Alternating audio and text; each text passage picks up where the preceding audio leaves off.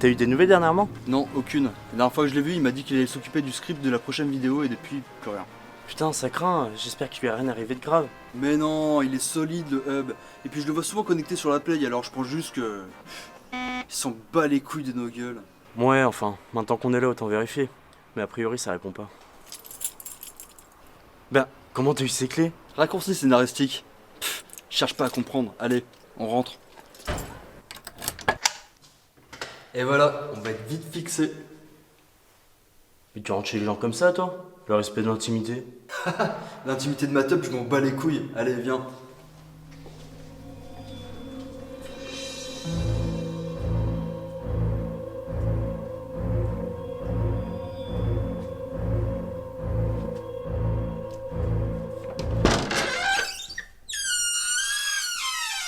Ah, je savais qu'il était pas mort ce con. Bah alors, on donne plus de nouvelles aux copains? Ah bah ça, c'est bien argumenté, tiens. Par contre, tu n'y vois rien, là. Ça dérange pas si on allume? Non, bordel, touche pas à ça, pauvre fou! C'est bon vieux, il t'arrive quoi? T'es devenu un vampire ou t'es juste encore plus con qu'avant? D'ailleurs, les lunettes de soleil dans le noir, tu peux nous éclairer? C'est super drôle ça. Non, en fait, j'ai juste chopé une surexposition à la merde audiovisuelle, c'est le terme médical. Du coup, je suis allé voir mon médecin, il m'a dit interdiction de sortir pendant minimum 3 semaines. Et au passage, je vous conseille de pas vous approcher, hein, c'est contagieux. Mais du coup, comment t'as chopé ça? En fait, j'étais sur le script de la nouvelle chronique, et quand j'ai voulu revisionner le film, bam! D'un coup, plus rien. Et j'ai réussi à me traîner comme une larve jusque chez le médecin, et voilà le résultat. Putain, on peut dire que t'as eu de la chance. Pas vrai, François? Ouais, enfin ce que je vois moi c'est qu'on n'a pas de script, donc pas de nouvelle chronique. Et ça, c'est bien la merde. Ouais, mais t'inquiète pas pour ça, j'ai un vieux script qui fait office de calmeuble, on s'en servira pour la prochaine chronique, le temps que je me remette. Ah cool. Et on peut savoir de quel film il s'agit? T'as qu'à lire le script.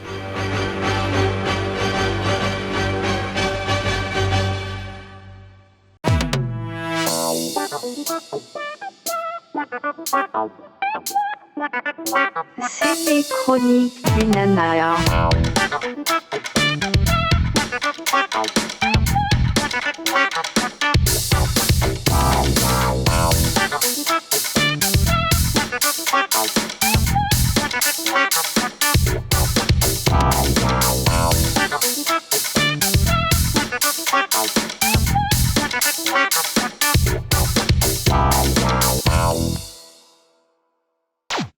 Salut à tous, amateurs de goudron naturel. En ce début d'année 2024, on s'est dit que ce serait bien de partir sur un peu d'originalité et de vous chroniquer un film avec Don the Dragon Wilson.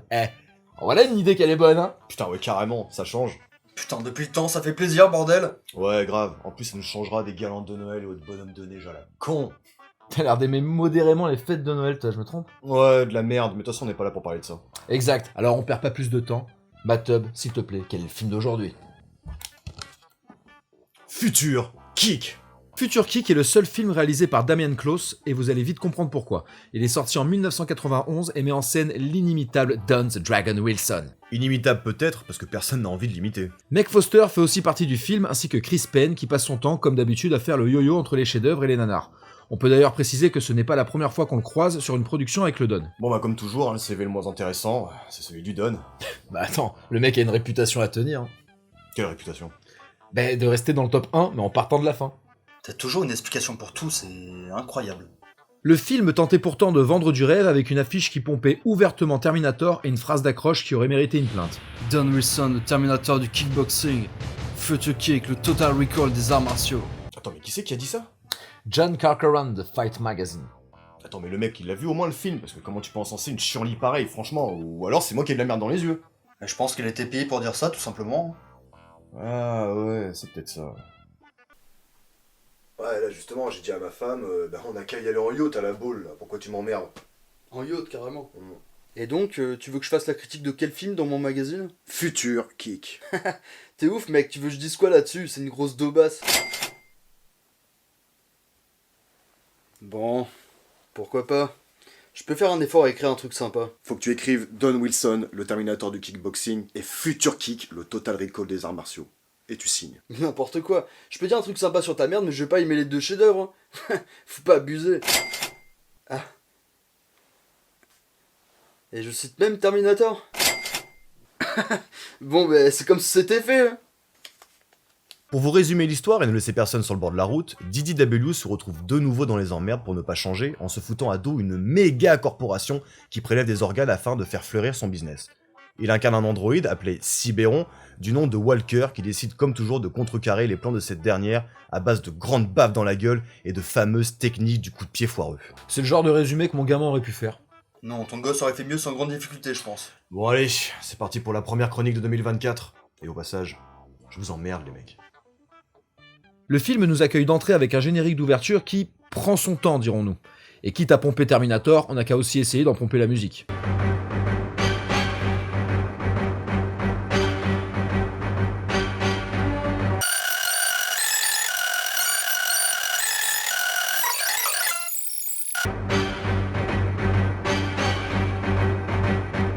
Le compositeur plagieur de cette musique s'appelle Scott Singer, mais vous ferez pas grand chose de cette information. Une fois terminé, le film nous balance une intro histoire de contextualiser toute cette merde. La Terre était autrefois une belle planète bleue. C'était il y a très longtemps.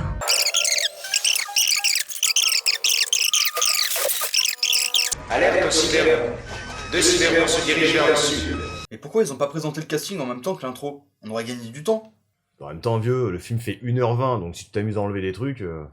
Ah ouais, on aurait même pas le temps de se faire chier en fait. Ce générique intro terminé, nous retrouvons le Don, aka Walker, en compagnie d'un autre androïde dont le nom m'échappe, mais c'est pas bien important pour la suite du film. Hey Walker, pourquoi t'es toujours aussi tendu? C'est le Don, mec, tu peux pas comprendre. D'ailleurs, il faut pas longtemps pour que les bonnes habitudes reviennent avec les flics qui rappliquent direct. DDW décide tout naturellement de fuir avec son acolyte, enclenchant de ce fait une course-poursuite nulle à chier.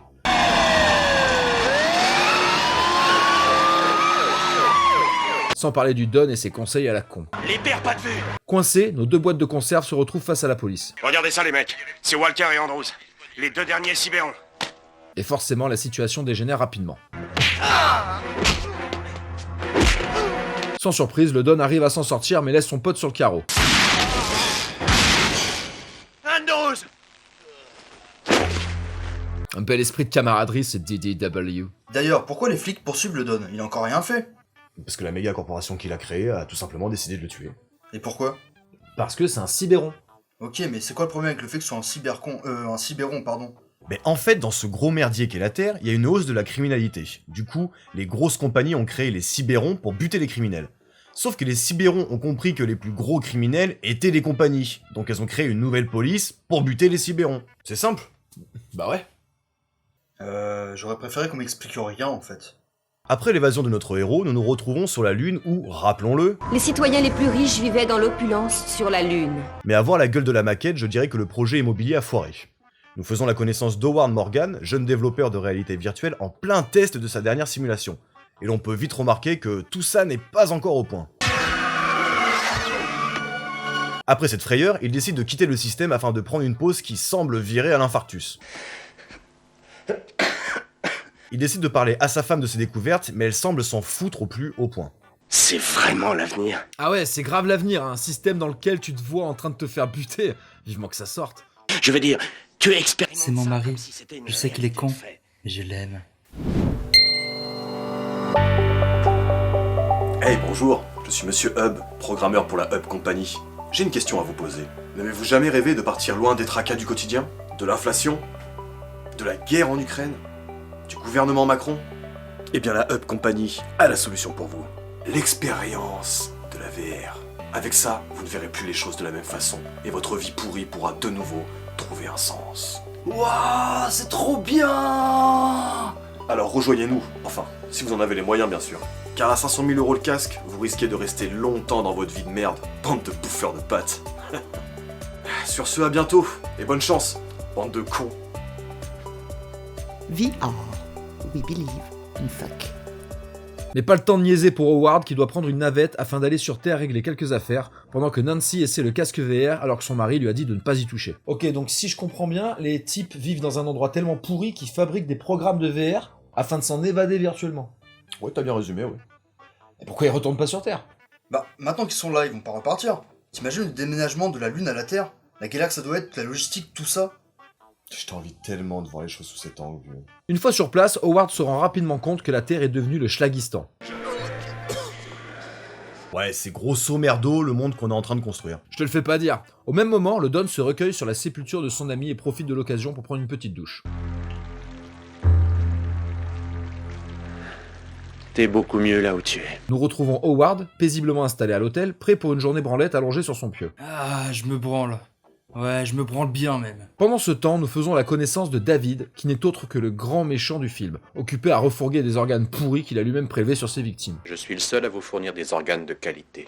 Pour la faire courte, le mec vole des cœurs et les revend. Voilà, paye ta vie de merde. C'est quand même une drôle d'occupation, je trouve. De quoi? Prélever des organes aux gens pour les revendre? Franchement, c'est sûr qu'on est loin des parties de Mario Kart entre potes. Mais bon, chacun ses passions.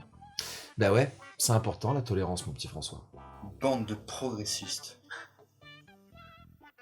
Nous revoilà en compagnie d'Howard qui débarque en boîte de night afin de rencontrer une mystérieuse femme qui lui remet une disquette compromettante au sujet de New Body, la boîte pour laquelle bosse ce taré de David. Cette disquette prouve que New Body fait du trafic d'organes.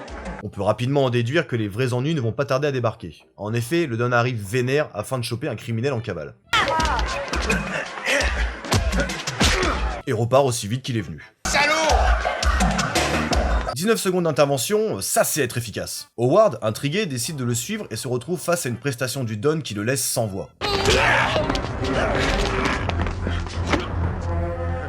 La baston terminée, Howard interpelle DDW et lui fixe un rendez-vous. Si vous voulez avoir l'autre moitié, soyez au Border Hotel, chambre 1530 demain soir à 9h tapante. Sûrement pour du boulot, et Don se casse sans dire quoi que ce soit. J'ai eu ton numéro par un pote. J'aurais besoin de tes services, apparemment tu prends pas trop cher. Bon bah écoute, si t'es chaud, c'est pour la semaine prochaine. T'as l'air enthousiaste. Ça fait plaisir.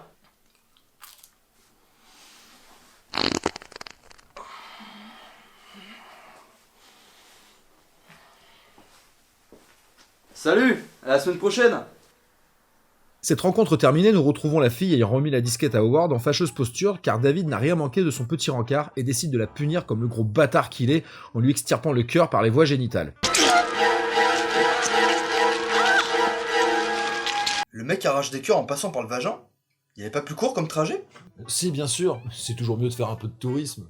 Attends, mais putain, mais qu'est-ce qu'on est en train de regarder comme film de taré là? En plus, ses griffes sont beaucoup trop courtes, comment tu vas atteindre le cœur? Mec, c'est le Don, le reste on s'en fout. Ouais, c'est vrai que c'est le Don, c'est vrai que le reste on s'en branle aussi. Howard, quant à lui, continue sa petite virée nocturne en compagnie d'une pute. Plus on s'enfonce sous terre et plus ça m'excite. Ils rentrent tous les deux dans une espèce de club où les mecs et les nanas pratiquent le Laser Blade, un jeu où l'on se renvoie un laser avec des joysticks. Et le premier qui perd... Le pire étant que le mec n'en est pas à son premier match et semble accumuler les victoires.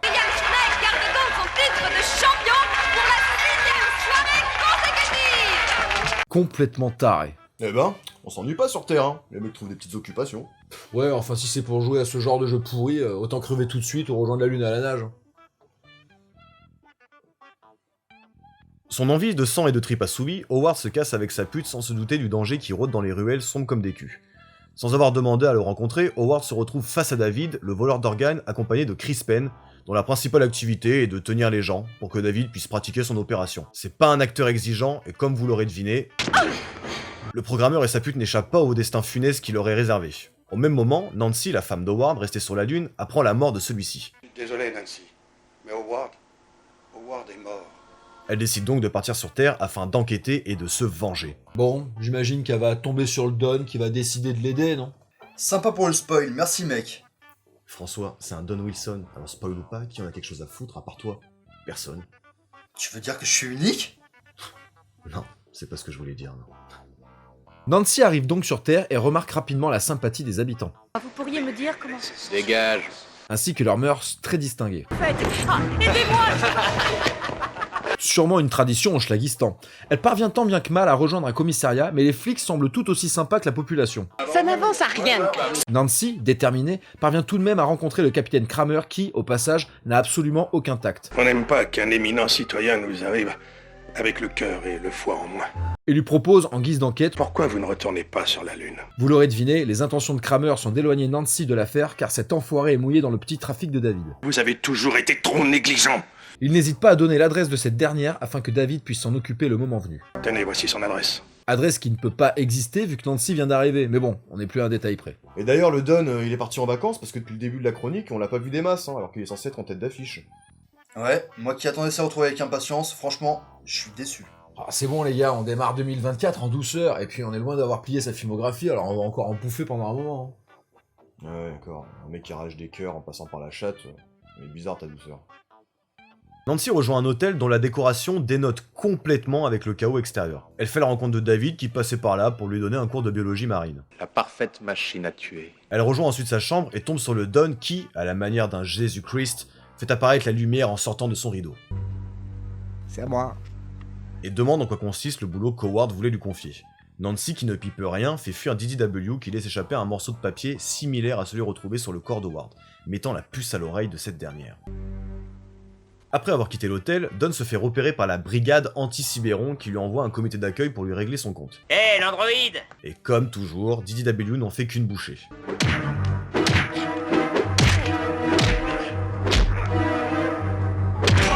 Ok, donc en fait le film a été scindé en deux parties. La partie baston pour le Don et la partie enquête pour Nancy. Ouais, c'est globalement ça, sauf que Don aurait pu aider Nancy bien plus tôt s'il ne s'était pas barré sans explication de la chambre. Du coup, la pauvre Nancy galère pour obtenir des infos à la con sur Howard, en plus de rallonger la durée du film inutilement. Ouais, enfin, si t'enlèves l'intro, comme on disait tout à l'heure, et tout ce qui est inutile, il nous reste quoi sur 1h20?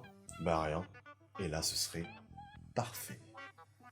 En parlant de Nancy, nous la retrouvons toujours à la poursuite des meurtriers d'Howard, glanant ça et là des informations, le tout saupoudré de plans boobs gratos. Ouais, les nichons, c'est important. Bon, enfin que le film soit bien et intéressant, c'est Non, important. non, on s'en bat les couilles. Ce qui est important, c'est les nichons, là. C'est les gros boobs, les meules, là. Les tits et tout, là. Les tétés. Elle parvient à obtenir le nom d'un lieu, le Trocadéro 2000, et apprend également qu'elle est cocu. Il y avait votre mari et sa petite amie avec lui. Bref, une journée riche en rebondissements. Elle essaie de contacter le capitaine Kramer qui s'en tamponne. Est-ce que le capitaine Kramer est là, s'il vous plaît? Et après ce vent magistral, elle décide de se rendre toute seule au Trocadéro 2000 pour continuer son enquête. Nancy tombe sur Farney, mi-homme, mi-rat. Suivez-moi, par ici. Qui lui présente Taille, une voyante qui lit dans les cartes et conseille à Nancy d'arrêter de remuer la merde si elle ne veut pas tomber sur David. Lui, il bouffe du œuf au petit déjeuner. Alors, un conseil, fichez le camp d'ici tant que vous le pouvez Le encore. F, c'est quoi? Ça, je sais même pas de quoi vous parlez. Bon, bah avec tout ça, la Nancy, ça risque de la freiner un peu. Bah pourquoi? Bah simplement parce que depuis le début de son enquête, toutes les personnes qu'elle croise sont soit tuées ou ne veulent juste rien dire. Logiquement, elle devrait se dire ça pue, je vais laisser faire les flics, même si c'est des bras cassés. Ouais, mais on est dans un film du Don, et j'ai l'impression que quoi qu'il se passe, la peur ne fait pas partie du panel émotionnel des personnages.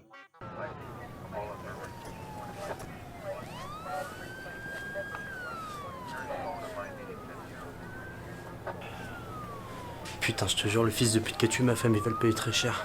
J'en fais le serment. Franchement, mec, t'es vraiment courageux. Mais vu les dernières infos que j'ai récupérées sur le profil du tueur, tu vas vite te calmer. Non, rien de ce que tu me diras me fera changer d'avis. Je suis déter comme jamais. Ah, franchement, ton courage est épatant, mec. Foncer tête baissée par amour à la recherche d'un mec qui est connu pour séquestration, viol et meurtre. Non mais écoute mec, tu m'apprends rien. Et c'est pas ça qui va m'effrayer. Apparemment, il aime aussi dépecer ses victimes. Il est friand de tout style de torture, type arrachage de langue, de parties génitales. Il aime bien arracher des trucs. Et alors, moi aussi je sais faire tout ça. Hein. Des fois je m'arrache la gueule. Ouais, il garde les têtes en guise de trophée, et il jette le reste dans des bidons d'acide. Quand on a retrouvé ta femme, je te raconte pas l'odeur et la gueule du truc. Non. Mais bon, tu m'as l'air motivé, et même si je suis flic, je peux comprendre que tu t'impliques autant. Et puis c'est tout bénef pour nous, hein. Moins de boulot, plus de branlettes. Après, ma femme, elle était un peu conne quand même. Puis j'ai vu ça dans les livres qu'un jour, la vengeance, c'est mal. Donc bon, je vais peut-être vous laisser faire votre boulot, hein. Ah ben voilà, là je te retrouve, tu redescends enfin sur Terre. Allez, va dégueuler dans un coin et trouver dans une couette pour chialer. David, qui traînait dans le coin, décide de choper Farney afin d'avoir plus d'informations. Cette petite balance lui raconte tout ce qu'il sait sans broncher. Elle pense évidemment que c'est vous qui avez tué son très cher mari. Et reçoit en guise de récompense une mise à mort rapide et soignée. Pendant ce temps, Nancy se met à rechercher un EF, un enquêteur freelance si vous préférez, afin de l'aider dans sa tâche. C'est quoi un EF? Elle décide donc de se rendre sur place afin d'en recruter un. Elle tombe sur le Don en train de récupérer une prime dont le montant varie de façon chelou. Ça fait 14 000. Ça fait 14 000 morts. Seulement 10 000 vivants. Nancy, un peu effrayée, lui fait une proposition, mais DDW s'en bat les couilles. Aidez-moi à trouver son assassin. Elle décide donc d'utiliser l'appel du pognon pour arriver à ses fins. En liquide. Alors c'est d'accord. Peut-être bien. Au même moment, David se fait une petite session viol avec griffe de Serval sur une pauvre inconnue qui passait par là, histoire de pas perdre la main. Putain, c'est vraiment obligé ce genre de scène. C'est malaisant en plus de ne rien apporter au scénario. Ah, tout de suite les grands mots, c'est bon, on va pas zapper des passages du film parce que Monsieur François est une petite nature. En plus, c'est les seuls passages marrants, donc moi je vais pas dire que ça me dérange. C'est dur de bosser avec des sadiques. Franchement, j'y réfléchirai avant de m'engager la prochaine fois. Maintenant que Nancy et Don sont réunis, ces derniers décident de la ramener chez lui.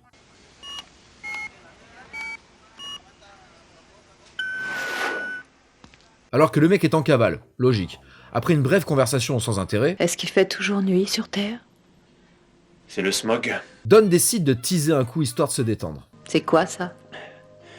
Whisky. Très fréquent pour un androïde. Nancy, qui a bien vu que Don vivait comme un clodo, décide de rentrer à l'hôtel. C'est mon repas. Bon, alors je crois qu'il est temps que je rentre à l'hôtel. Sur place, elle remarque que quelqu'un s'est introduit dans sa chambre. Elle appelle donc DDW qui, paniqué, se précipite sur les lieux. Je suis à l'hôtel. Il y a quelqu'un dans ma chambre. Nancy, en attendant, envoie le gardien de l'hôtel à la mort. Vous voyez bien qu'il n'y a personne ici. Et se retrouve face à David et Chris, bien décidés à en finir avec elle. Un petit lifting. Mais heureusement, le Don, qui doit sûrement habiter à 500 mètres, déboule pour secourir Nancy.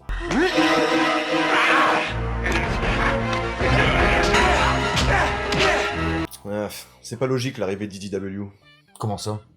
Ben, le Don arrive par derrière alors que les mecs sont à l'étage. Dans la logique, il aurait dû arriver par l'entrée du bas. Bah, il a peut-être pris l'ascenseur, non? Ok, donc toi tu veux dire qu'il a pris l'ascenseur pour ensuite redescendre par l'escalier afin de les choper par derrière? Bah ouais, c'est logique. Non, à part le Don, personne fait ça.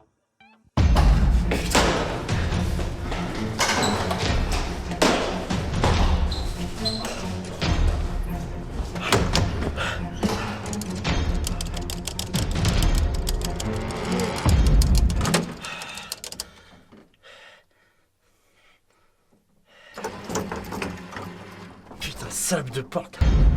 Putain, j'ai tout niqué. Ah, je suis tout niqué, bâtard. Oh putain, je suis chaud là. Ah, je suis défoncé. Putain, j'ai hâte là. Oh, j'ai hâte. Oh putain, vas-y, ouvre-toi, salope. Ouvre-toi, Pas de chance. Je connais toute la filmographie du Don. Don parvient à sauver Nancy et nous apprenons au passage que Chris Payne, qui s'appelle Bang, est en fait un androïde. Il est aussi fort que moi. Révélation de fou. Pendant ce temps, Don se fait tranquillement réparer le bras par un médecin qui a tout de l'attitude du branleur en gardant une main dans la poche tout en pratiquant son opération. J'en sais rien. Mais je trouverai. Quel professionnalisme. Une fois terminé, DDW explique à Nancy qu'il est le dernier Cyberon encore vivant, hormis Bang. On a été 10 à être créés ici. Le projet Cyberon. Mais pas le temps pour la nostalgie, car un flic débarque de nulle part pour leur casser les couilles. Oh les mains, restez où vous êtes. Et se fait corriger direct par Nancy. Comme quoi, tout est possible. Franchement, pour une fois, l'acting du Don est vraiment pas mal, hein. Ça change des Bloodfist. En même temps, jouer un androïde, est-ce que c'est le rôle qui permet de révéler tout ton potentiel? Perso, je pense pas. Mais moi non plus. Vous êtes dur les mecs, franchement, tu crois que c'est simple de jouer quelqu'un de stoïque et sans émotion? J'aimerais bien t'y voir. Bah c'est comme incarner un cadavre mais debout. C'est ce que le Don fait tout le temps d'ailleurs. Ouais, c'est pas faux. Mais il le fait bien. Ah, ouais, ça, c'est oui. vrai qu'il le fait bien. Il le fait bien. David, qui a compris que Kramer n'était sûrement pas inconnu à sa rencontre avec le Don, décide de lui rendre une petite visite afin de mettre les points sur les i et les barres sur les t. Le tout accompagné d'une bande-son toujours au top. Au même moment, le Don se livre à Nancy sur son passé et comment ses frères se sont fait zigouiller avec parfois des méthodes peu conventionnelles. Et son exécution a été retransmise par la télé. En gros, on est devant le petit moment émotion du film qui, comme toujours, ne provoque rien si ce n'est des bonnes barres de rire et un bon gros battage de couilles. D'ailleurs, en parlant de couilles, dans les réminiscences du Don, on a un vendeur de capotes juste ici. Ça plairait pas à Macron, ça, pour la natalité. Nancy, attendrie par ces révélations de merde, demande au Don un câlin afin de mieux faire passer la pilule.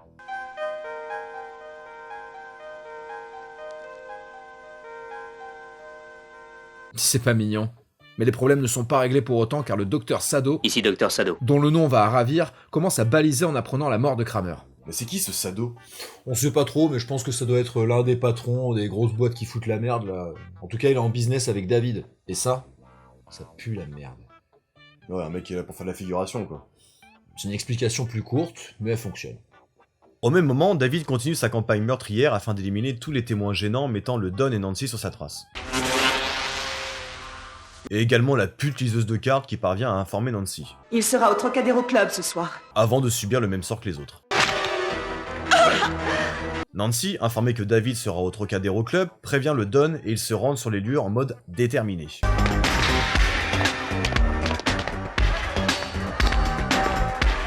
Ah ouais, le Don, il est décontracté, là. Hein. Sur place, un comité d'accueil composé de seulement Bang les attend.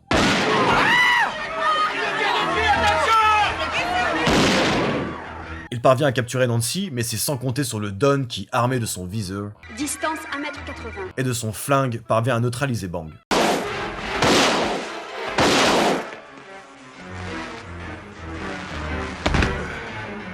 Putain, bah vu comment il tire, le viseur va pas lui servir à grand chose. Hein. Ouais, mais c'est pour le côté futuriste, quoi, ça rajoute une petite touche science-fiction. Oui, bah à ce moment-là, tu mets un truc utile au mec, genre un capteur de mine, ou une vision nocturne, ou... Ou rien. Juste rien, comme ça t'es pas emmerdé. Bang, qui simulait sa mort, parvient à ralentir nos héros, laissant le temps à lui et David de partir. Mais c'est mal connaître le Don qui, malgré cette humiliation, se lance à leur poursuite. Une fusillade sans grand intérêt débute. Tu me tires dessus. Ah, tu me tires dessus. Je te tire dessus. Tu me tires dessus. Je te tire dessus. Tu me tires dessus. DDW, toujours prêt pour l'action, se pète la gueule comme une merde en tentant une descente en rappel. Il se retrouve à la merci de Bang et David, mais heureusement, Nancy est plus maligne et parvient à sauver Don en fâcheuse posture. Putain, mais il se fait quand même beaucoup sauver le Don. Ouais, parce que moi je pensais que le seul qui pouvait sauver le Don, bah c'était le Don. Non mais les gars, vous avez érigé en héros un pauvre acteur de nanar. Y a que vous qui vouez un culte à ce mec, faut redescendre. Ouais, mais c'est le Don quand même. Ouais, c'est le Don, ouais. Ça rigole pas. Peine perdue. Remis sur pied, nos héros se retrouvent de nouveau face à David et Bang, les casse-couilles, et un combat mano à mano s'engage. L'affrontement est interrompu par l'arrivée des flics et David suggère à Bang de s'enfuir. Bang! La police interne, bien on se tire! Une énième course-poursuite s'engage et David finit criblé de balles par Nancy. Pendant que Don essaie de s'occuper de Bang. Notre héros reprend vite la main avec le fameux coup de pied qui paralyse et qui te transforme en oui-oui. Pour finir avec un Bang carbonisé contre un tableau électrique mal branlé.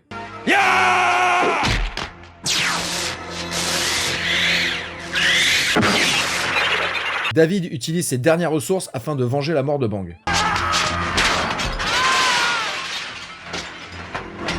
Mais manque de peau, nos héros sont bien plus résistants qu'il n'y paraît et décident d'achever David sur une partie de Laser Blade. Le film se clôture sur un délire à la Total Recall avec Nancy qui se réveille chez elle victime du programme de son mari. Il te plaît, vos programmes? En gros, tout le film était complètement fake. Ah, franchement, faut reconnaître qu'on s'est fait mener en bateau pendant tout le film, donc le rebondissement de fin est pas si mal quand même. Ouais, je suis d'accord. Après, cela dit, ça aurait été pas mal que le film soit bien, tout simplement. Faut peut-être pas trop en demander non plus, hein. Moi perso, je trouvais que c'était de la merde, dans son ensemble. En effet, mais c'est le Don. Ah, ferme-la.